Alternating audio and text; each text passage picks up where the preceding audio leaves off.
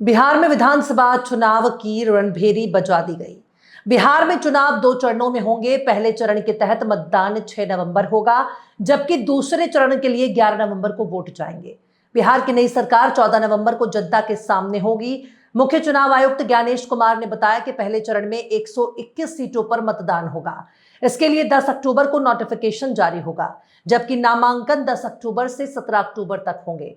नामांकन पत्रों की स्क्रूटनी 18 अक्टूबर को होगी और इसी दिन नाम वापसी हो सकेगी।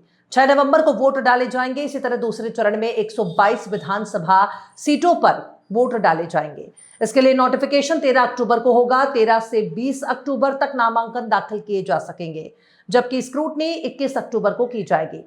23 अक्टूबर को नामांकन पत्रों की नाम वापसी की जा सकेगी। 11 नवंबर को मतदान कराया जाएगा और इस तरह दोनों चरणों में कुल 40 दिन में मतदान के बाद सरकार बनकर तैयार हो जाएगी।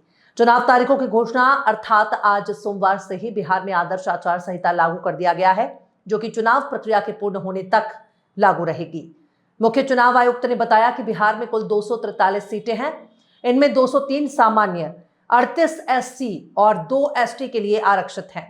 बिहार विधानसभा चुनावों के लिए रणभेरी बजा दी गई है। मुख्य चुनाव आयुक्त ज्ञानेन्द्र कुमार के मुताबिक बिहार के चुनाव 2 चरणों में होंगे। पहला चरण 6 नवंबर को होगा और दूसरा चरण 11 नवंबर को, और उसके बाद 14 नवंबर को नई सरकार सामने आ जाएगी। उन्होंने बताया कि 2 से 43 सीटों के लिए ये चुनाव हो रहा है और इसमें 7 करोड़ 42 लाख करीब मतदाता भाग लेंगे।